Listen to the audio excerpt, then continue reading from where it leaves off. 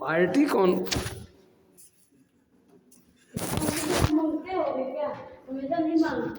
चलिए देखिए, house property, इसमें रिवीजन थोड़ा सा तेज गति से किया जाएगा। डिटेल एक बार हम बताते हैं।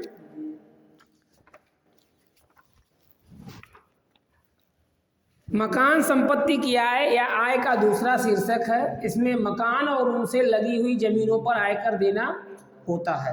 यानी आयकर अधिनियम मकान संपत्ति के अंतर्गत कर योग्य होने के लिए छत की आवश्यकता को नहीं मानता। अर्थात क्योंकि जमीन, जब उन मकान से लगी हुई जमीनों पे भी मकान शीर्षक के अंतर्गत कर देना होगा, तो छत की कोई आवश्यकता नहीं है। उस मकान इसमें उन मकानों अथवा उनसे लगी हुई जमीनों के वार्षिक मूल्यों पर आयकर लगाया जाता है जिनका करदाता स्वामी है। इस शीर्षक में वो केवल वही मकान कर योग्य होते हैं जो या तो किराए पर उठाए गए हों या अंशतः किराए पर उठाए गए हों, अंशतः स्वयं रहने के प्रयोग में आए हों या अंशतः व्यापार में कार्य किए गए हों। अगर कोई मकान आंशिक रूप से व्यापार में प्रयोग होता है तो जितना भाग व्यापार में प्रयोग होगा उससे संबंधित व्यय व्यापार शीर्षक के अंतर्गत स्वीकृत होंगे।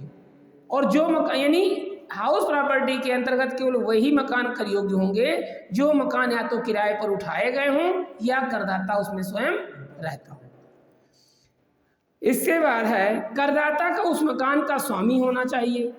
कोई भी व्यक्ति जिस मकान पे कर दे रहा है उसका ओनरशिप उसके पास होना चाहिए। ओनरशिप का मतलब है कि वह मकान उस व्यक्ति के नाम से पंजीकृत हो। यदि किसी मकान को रहन रखा गया है, यदि कोई व्यक्ति किसी दूसरे व्यक्ति के पास अपने मकान को गिरवी रख देता है और वह दूसरा व्यक्ति उस मकान संपत्ति से आय कमाता है, तो भी गिरवी रखने वाले की ही मकान संपत्ति मानी जाएगी। इसी तरह से यदि कोई व्यक्ति अपने जीवन साथी, किसी अवयस्क बच्चे जिसमें विवाहित पुत्री को छोड़ दिया जाता है, को मकान संपत्ति बिना प्रतिफल के हस्तांतरित कर देता है, तो भी उस व्यक्ति का मालिक वही व्यक्ति माना जाएगा जिसने मकान संपत्ति को बिना प्रतिफल के हस्तांतरित किया है। मकान बनाने वाली सहकारी समिति द्वारा किसी सदस्य को मकान आवंटित कर दिया जाता है तो वह व्यक्ति उस मकान का स्वामी माना जाएगा जिसे मकान आवंटित कर दिया गया है।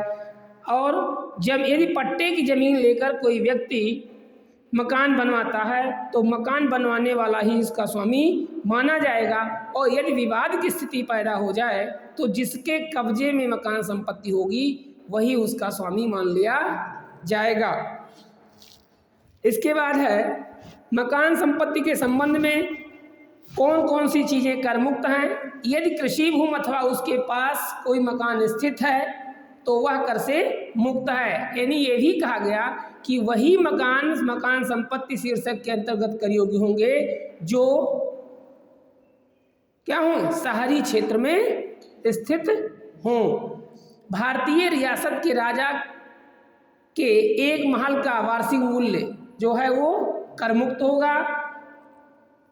निम्न संस्थाओं के स्वामित्व वाली मकान संपत्ति से आय स्थानीय प्राधिकरण, वैधानिक शोध संघ, ट्रेड यूनियन, पुण्यार्थ ट्रस्ट, राजनीतिक पार्टी, अस्पताल अथवा अन्य चिकित्सा संस्थान एवं विश्वविद्यालय तथा अन्य शिक्षा संस्था जिसका उद्देश्य लाभ कमाना नहीं है, उनके लिए मकान संपत्ति से भी यदि कोई आय होती है तो वो कर मुक्त होगी।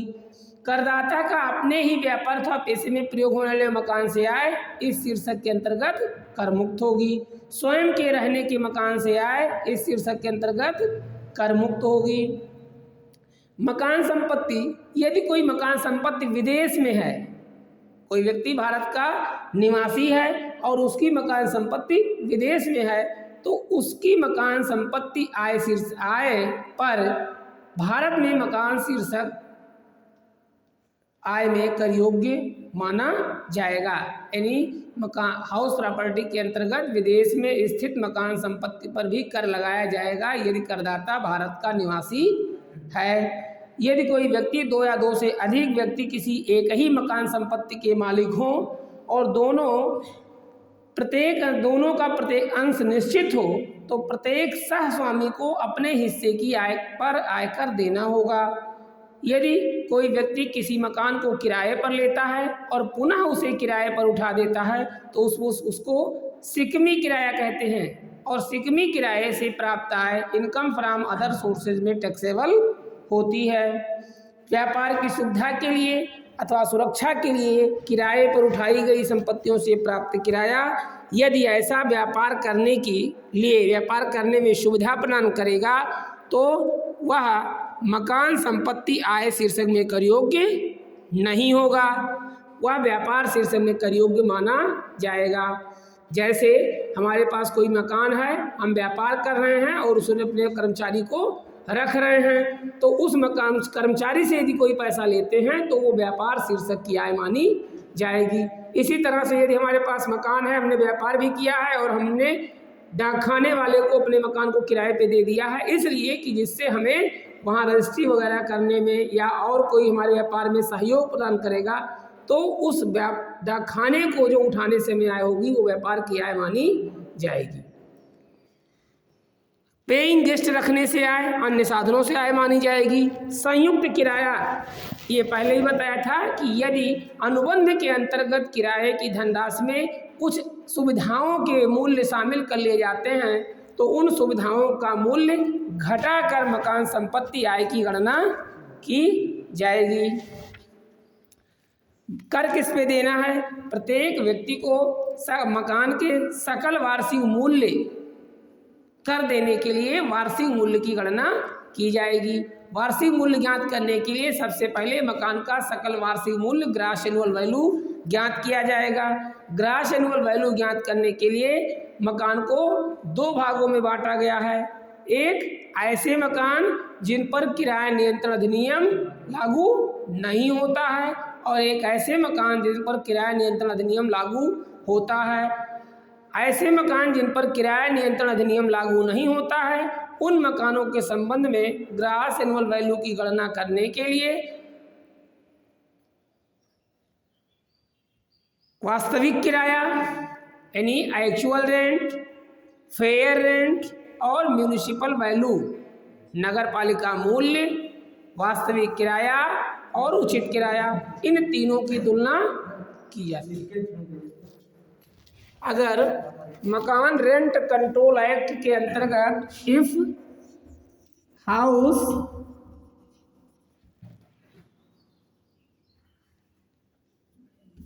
या क्या लिख लें,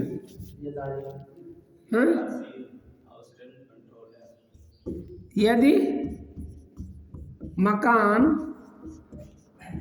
RCA रेंट कंट्रोल एक्ट के अंतर्गत नहीं आता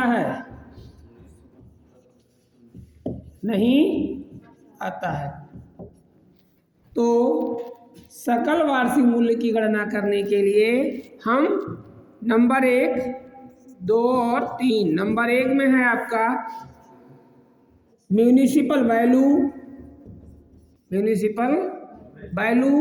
नगर पालिका मूल्य किराया का वह मूल्य होता है जो नगर पालिका द्वारा निर्धारित किया जाता है। नंबर 2 फेयर रेंट, उचित किराया किसी मकान का उसी लोकेलिटी में वैसे ही मकान का मूल्य होता है। और नंबर 3 है एक्चुअल रेंट रिसीव्ड, वास्तव में प्राप्त किराया। इन तीनों की तुलना करते हैं, इन तीनों में जो अधिक होता है विच एवर इज हायर उसे ग्रॉस एनुअल वैल्यू मान लेते हैं। ग्रॉस एनुअल वैल्यू निकल जाएगा तो ग्रॉस एनुअल वैल्यू को लिखेंगे, उसमें से नगर पालिका कर को घटा दिया जाएगा, लेस म्यूनिसिपल टैक्स आ जाएगी हमारी एनुअल वैल्यू से 30% स्टैंडर्ड डिडक्शन घटा दिया जाए under SD at the rate of 30% under section 24 on annual value number 1, और नंबर दूसरी है इंटरेस्ट ऑन लोन। घटा दिया जाएगा तो फिर आपको मिल जाएगा इनकम फ्रॉम हाउस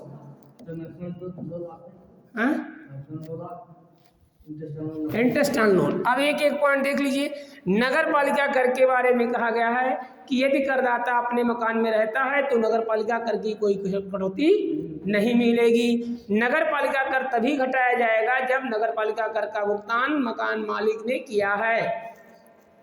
यदि नगर पालिका कर का भुगतान किराएदार करता है तो भी नहीं घटाया जाएगा। नगर पालिका कर तभी घटाया जाएगा जब उसका भुगतान किया गया है। यदि बकाया है तो भी नहीं घटाया जाएगा। नगर पालिका कर के बारे में 3 बातें। नगर पालिका कर तभी घटाया जाएगा जब मकान मालिक ने चुकाया हो।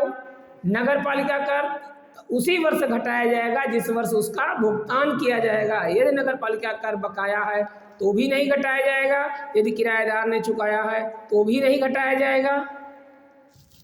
और यदि स्वयं रहता है तो उस पर कोई नगर पालिका कर नहीं घटाया जाएगा। स्वयं रहने के मकान का सकल वार्षिक मूल्य सदैव शून्य होता है। किसी भी करदाता को अपने रहने के लिए 2 मकान का सकल वार्षिक मूल्य शून्य माना जाता है। एसडी स्टैंडर्ड डिडक्शन सभी दशाओं में 30% मिलेगी। इंटरेस्ट ऑन लोन के संबंध में 2 बातें कही गई हैं कि यह इंटरेस्ट ऑन लोन यदि करदाता किसी मकान को बनवाने के लिए लोन लेता है तो लोन और उसका कोई भुगतान नहीं किया गया है तो प्रायः कोई भी मकान 1 वर्ष में बनकर तैयार नहीं होता। तो ये कहा गया है कि करेंट ईयर का ब्याज तो उसे स्वीकृत होगा ही। पूर्व वर्ष के मकान बनकर तैयार होने वाले वर्ष के पूर्व वर्ष के ब्याज को 5 समान किस्तों में बांट दिया जाएगा और मकान बनकर तैयार होने वाले वर्ष से लेकर आगे आने वाले 5 वर्षों तक कटौती स्वीकृत होगी। नगर पालिका इंटरेस्ट ऑन लोन की कटौती उसी वर्ष दी जाएगी जिस वर्ष ब्याज देय होगा। यहाँ भुगतान करने से कोई महत्व नहीं होगा। जैसे अभी आपने देखा कि नगर पालिका कर के बारे में कहा गया कि नगर पालिका कर उस वर्ष कटौती दी जाएगी जिस वर्ष भुगतान किया जाएगा, लेकिन ब्याज की कटौती उसी वर्ष दी जाएगी जिस वर्ष ब्याज दिए होगा। यहाँ भुगतान का कोई विषय नहीं है। अगर इंटरेस्ट ऑन लोन को चुकाने के लिए कोई नया लोन लिया जाता है तो उस लोन पर जो ब्याज दिया जाएगा उसकी भी कटौती हाउस प्रॉपर्टी के अंतर्गत स्वीकार की जाएगी। लोन पे लोन की बात कर रहा हूँ। हमने मकान बनवाने के लिए लोन लिया, उस लोन को चुकाने के लिए फिर लोन ले लिया या उसके ब्याज के चुकाने के लिए फिर लोन ले लिया, तो दोनों लोनों पे जो ब्याज होगा उसकी भी कटौती दी जाएगी। लेकिन अधिकतम सीमा स्वयं रहने के मकान पर ब्याज की अधिकतम कटौती 2 लाख रुपए तक स्वीकृत होगी और किराए पर उठाए गए मकान के संबंध में ब्याज की कोई लिमिट डिसाइड नहीं की गई है। जितना ब्याज होगा उतना स्वीकृत होगा, लेकिन यदि करदाता स्वयं रहता है तो उसके संबंध में ब्याज की अधिकतम कटौती 2 लाख रुपए ही दी जाएगी। इसके बाद है यदि मकान आपका रेंट कंट्रोल एक्ट के अंतर्गत आता है तो आपको मानक किराया दिया जाएगा। ऐसी स्थिति में आप 2 ग्रुप बना लेंगे। एक ग्रुप में है आप MB municipal value, fair rent और एक्चुअल रेंट की तुलना करेंगे। इन दोनों में जो अधिक होगा उसको A मान लेंगे, उसको स्मॉल ACD नोट कर लेंगे। दूसरे ग्रुप में आप लिखेंगे एक्चुअल रेंट और स्टैंडर्ड रेंट, वास्तविक किराया और मानक किराए की तुलना करेंगे। इन दोनों में जो अधिक होगा उसको B मान लेंगे और A और B में कम होगा यानी GAV बराबर which ever is less between A and B। इन तीनों में जो कम होगा, दोनों में जो कम होगा उसको सकल वार्षिक मूल्य मान लिया जाएगा। सकल वार्षिक मूल्य से MT को घटा दिया जाएगा, MT के बाद SD घटाया जाएगा, MT घटाने पे एनुअल वैल्यू मिलेगा, एनुअल वैल्यू के बाद एसडी घटा लेंगे 30%, तो आपको इनकम मिल जाएगी। अगर इंटरेस्ट दिया है तो इंटरेस्ट को भी घटा दिया जाएगा। कभी कभी परीक्षाओं में पूछ लिया जाता है कि मकान संपत्ति से आय की गणना करने के लिए विधियों का वर्णन कीजिए। तो इसी चीज को एक बार आप थ्योरी के रूप में लिखिएगा और दोबारा फॉर्मेट बना दीजिएगा कि किसी भी करदाता को मकान संपत्ति से आय के संपत्ति से आय शीर्षक की गणना करने के लिए विधि निम्न प्रकार है। इसके लिए मकान को 2 भागों में बांटा गया है। एक ऐसे मकान जिन पर किराया नियंत्रण अधिनियम लागू होता है, एक ऐसे मकान जिन पर किराया नियंत्रण अधिनियम लागू नहीं होता है। ऐसे मकान जिन पर किराया नियंत्रण अधिनियम लागू होता है उनके लिए नगर पालिका मूल्य, उचित किराया और वास्तविक किराया तीनों की तुलना की जाती है। तीनों में जो अधिक होता है उसे ग्रॉस एनुअल वैल्यू, सकल वार्षिक मूल्य मान लिया जाता है। फिर इसी चीज को इंग्लिश में लिखिएगा। उसके बाद सकल वार्षिक मूल्य की गणना हो जाने के बाद यदि नगर पालिका कर दिया गया है तो नगर पालिका कर की राशि घटा दी जाती है, जिससे एनुअल वैल्यू प्राप्त होती है। एनुअल वैल्यू पर 30% एसडी घटा दी जाती है। और यदि ब्याज दिया गया, यदि मकान बनवाने के लिए कोई लोन लिया गया है तो लिए गए लोन पर दिए गए ब्याज को भी घटा दिया जाता है, जिससे मकान संपत्ति आय शीर्षक मकान संपत्ति की आय निकल आती है।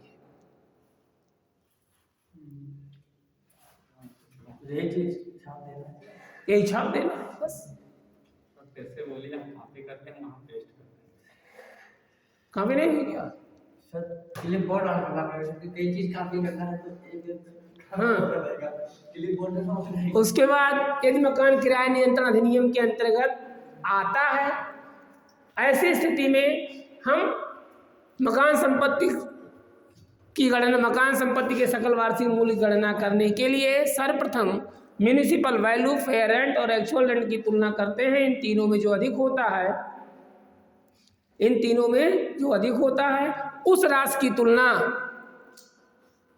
पुनः एक्चुअल रेंट और स्टैंडर्ड रेंट में जो अधिक होता है उससे की जाती है, और इन दोनों राशियों में जो कम होता है उसे सकल वार्षिक मूल्य मान लिया जाता है। अब वहाँ ये लिखने की आवश्यकता नहीं है कि उसको ए मान लेते हैं, उसको बी मान लेते हैं। यानी तीनों में जो अधिक आता है उस राशि की तुलना एक्चुअल रेंट और स्टैंडर्ड रेंट में जो अधिक हो उससे की जाती है, और तुलना की गई राशि में जो राशि कम होती है वही सकल वार्षिक मूल्य माना जाता है। उसमें से नगर पालिका कर की राशि घटा दी जाती है, एनुअल वैल्यू मिल जाती है। एनुअल वैल्यू का 30% एसडी घटा देते हैं तो मकान संपत्ति आय शीर्षक की गणना मकान संपत्ति से आय ज्ञात हो जाती है। अब इसके बाद ये विषय उठता है कि यदि मान लीजिए मकान संपत्ति की गणना हमने करने के लिए मकान कुछ गत वर्ष में कुछ वर्ष खाली रहा है, यदि मकान गत वर्ष में कुछ वर्ष खाली रहा तो वास्तविक प्राप्त किराए की तुलना की जाती है। यदि करदाता ने यदि अप्राप्त किराए की राशियों और नियम 4 की शर्तें संतुष्ट होती हों तो वास्तविक प्राप्त किराए में से या सकल वार्षिक मूल्य में से अप्राप्त किराए की राशि को घटा दिया जाता है, जब नियम 4 की शर्तें पूरी होती हैं। नियम 4 क्या है? नियम 4 कहता है कि करदाता ने अपने किराए को वसूल करने के लिए सभी आवश्यक कार्यवाहियां कर ली हों, किराएदार का करदाता के अन्य किसी मकान में निवास ना हो, और आयकर अधिकारी को करदाता संतुष्ट कर ले जाए कि उसने सभी उससे यानी किराए को वसूल कर पाना संभव नहीं है। ये आपके नियम 4 की शर्त है। इंटरेस्ट ऑन लोन के लिए कहा गया कि यदि करदाता मकान बनवाने के लिए लोन लेता है तो करंट ईयर का ब्याज की कटौती उसे मिलती है, लेकिन मकान बनकर तैयार होने के पूर्व के वर्षों के ब्याज को 5 समान किस्तों में बांट दिया जाता है, और मकान बनकर तैयार होने वाले वर्ष से लेकर आगे आने वाले 5 वर्षों तक कटौती मिलती है। और कुछ तो है नहीं। हाँ